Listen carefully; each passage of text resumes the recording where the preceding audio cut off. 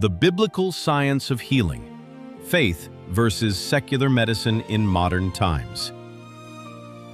Modern medicine is more advanced than ever, yet anxiety, depression, autoimmune disease, and chronic illness are exploding worldwide. We've mastered the prescription, but have we forgotten the prayer? Centuries ago, healing was considered sacred. Today, it has become transactional. But what if the human body was designed to respond not only to chemistry, but also to belief? What if faith itself activates hidden systems of restoration that modern science is only beginning to understand? Tonight, we explore the collision between biblical healing and secular medicine and uncover why the future of healing may require both scientific precision and spiritual depth. Part 1. The biological mechanics of belief. The human brain is not static. Modern neuroscience calls it neuroplasticity, the brain's ability to physically reshape itself through repeated thought, focus, and emotion. Science now confirms what Scripture implied long ago. The mind influences the body. When fear dominates the mind, cortisol floods the nervous system. Inflammation rises. Immunity weakens. The body slowly enters survival mode.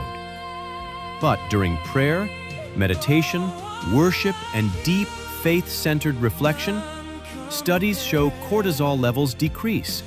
Breathing stabilizes, heart rhythms synchronize, and neural calm pathways activate.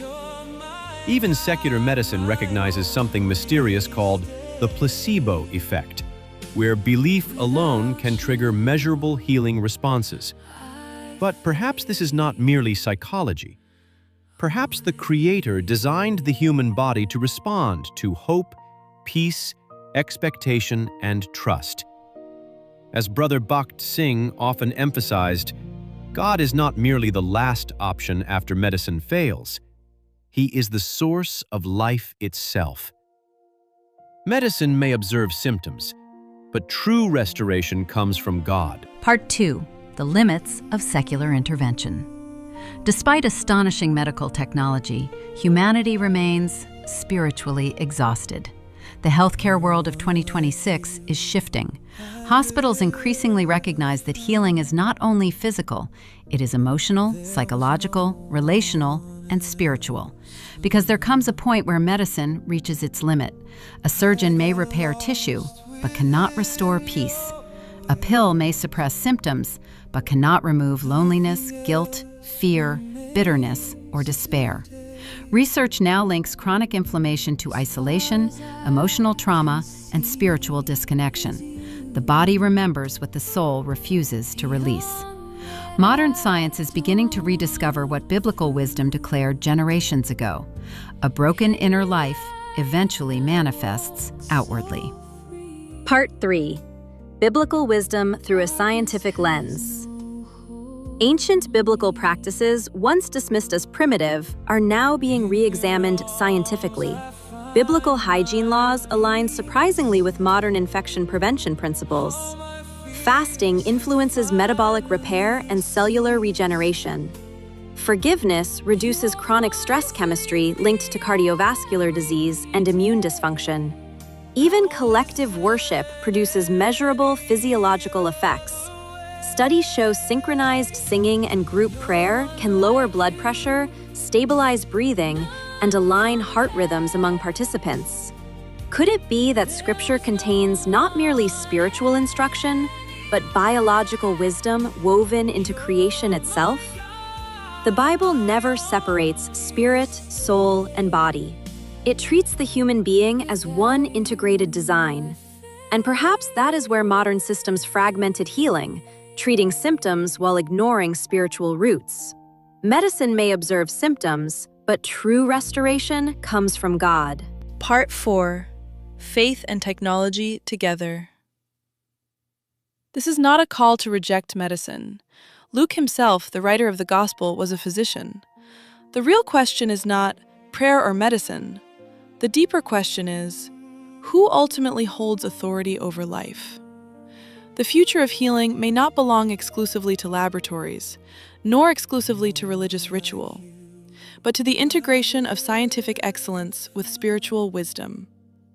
Leading hospitals now include spiritual care departments, trauma counseling, mindfulness therapy, and faith-sensitive recovery programs, because patient outcomes improve when hope is activated.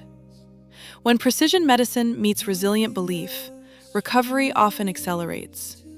Not because faith replaces biology, but because faith influences biology. Part 5. A blueprint for personal restoration. Healing begins with alignment, not only physically, but spiritually, emotionally, mentally, and relationally. Create daily rhythms that regulate the nervous system.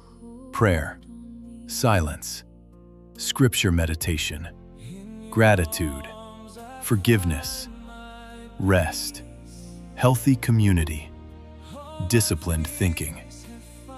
Because the environment you create internally affects the chemistry your body produces externally. The future of longevity may depend not merely on extending years, but restoring wholeness. And true wholeness begins when the human soul reconnects with its creator. Final closing. Medicine is powerful. Science is valuable. But neither were ever meant to replace God. The greatest healing may not be the removal of pain, but the restoration of the human being from the inside out. Perhaps the ultimate cure has never been hidden in a laboratory alone, but in the divine design of faith, truth, peace, and the presence of God. The question is no longer whether faith matters. The question is, how much have we forgotten?